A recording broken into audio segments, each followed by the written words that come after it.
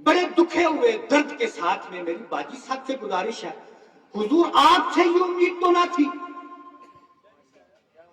آپ کے تو رسول اللہ کے ساتھ دو رشتے تھے، ہم گنہگاروں کا کلمہ کا رشتہ ہے، سب سے مضبوط رشتہ ہے، لیکن آپ تو رسول اللہ کی آل تھے،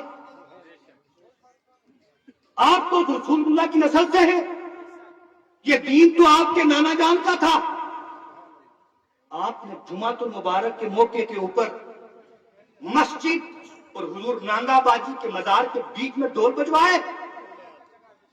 حضور تھوڑی تو شرم کرنی تھی، قیامت کے دن آپ کے نانا کو کیا منہ دکھائیں گے؟ آپ کو کس نے یہ درس دیا کہ یہ کرنے سے کچھ نہیں ہوتا؟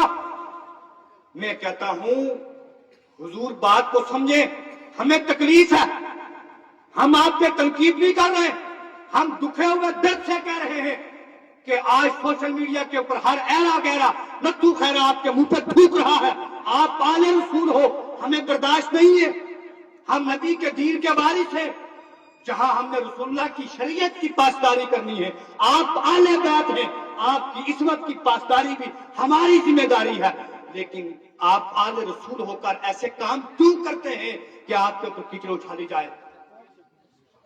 ہم دکھے ہوئے درد کے ساتھ یہ بات کہتے ہیں، ہم کتنا لوگوں کے سامنے ہاتھ رکھیں گے کہ یہ رسول اللہ کی آل ہے؟ الفاظ اونچے نہ کرو، اس لیے کہ ان کے کومنٹس جتنے سخت ہیں اس سے زیادہ آپ کے بیٹے کی اور آپ کے بھائی کی شادی کے پتاسے ہیں۔ آپ کے کومنٹس جتنے ان کے سخت جملے ہیں آپ کے بارے میں، اس سے کہیں زیادہ سخت آپ کے ہاں ہونے والی بے حیائی اور بے روی ہے۔ کس کو روکا جائے؟ میں کہتا ہوں باجی صاحب آپ کا قصور نہیں ہے، قصور یہ ہے کہ جس طرح اکبر نے دین اکبری قائم کیا، اس کے دائیں طرف 13 وقت کے عظیم عالم بیٹھے تھے، اور ان میں ایک عالم ایسا بھی بیٹھا تھا جو بغیر نقطے کے پوری تفسیر لکھ چکا تھا، چھوٹا بڑا مسئلہ نہیں۔ میری آپ سے گزارش ہے حضور، آپ کے دامن میں جو مولوی ہیں جو آپ کو شریعت کے خلاف باتیں سکھاتے ہیں، میرا اعلان ہے ان غداروں کو اپنے آستین سے باہر کر دیں، جو رسول اللہ کے سچے پیروکار ہیں ان کو اپنے قریب بلا لیں۔ الحمدللہ عز و جل آپ نانگا بانچی صاحب کی اولاد ہیں، ہم آپ کی عزت بھی کرنا جانتے ہیں، آپ کی عظمت بھی جانتے ہیں، انشاءاللہ عز و جل جب آپ شریعت کے اصولوں کے مطابق چلیں گے انشاءاللہ آپ کا کھویا ہوا وقار پھر واپس آئے گا، لیکن پلٹنے کی کوشش کریں۔ صبح کا بھولا ہوا باجی صاحب شام کو واپس گھر آ جائے، ہماری زبان میں کہتے ہیں اس کو پوڑیا جا کوئی نہیں آتا، واپس آ جاؤ۔ یہ 2 نمبری لوگ ہیں تمہاری آستینوں میں جو تمہیں تمہارے نانا کا دشمن بنا رہے ہیں۔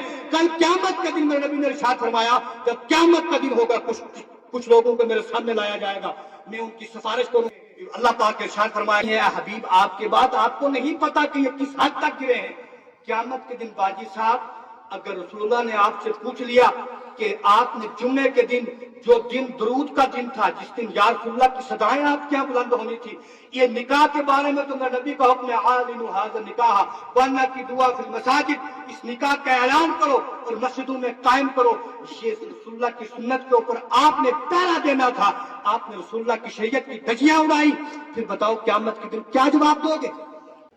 مولا کائنات حضرت علی کرم اللہ وجہہ الکریم مسجد میں ہیں، ایک شخص نے نماز پڑھی عصر کی، نماز عصر ادا کی تو نماز عصر کے بعد دوبارہ اس نے نماز کی نیت کر کے اللہ اکبر کر دیا، نماز سے فارغ ہوا تو حضرت مولا علی نے فرمایا کیا کرنا تھا تم عصر کے بعد نماز پڑھتے؟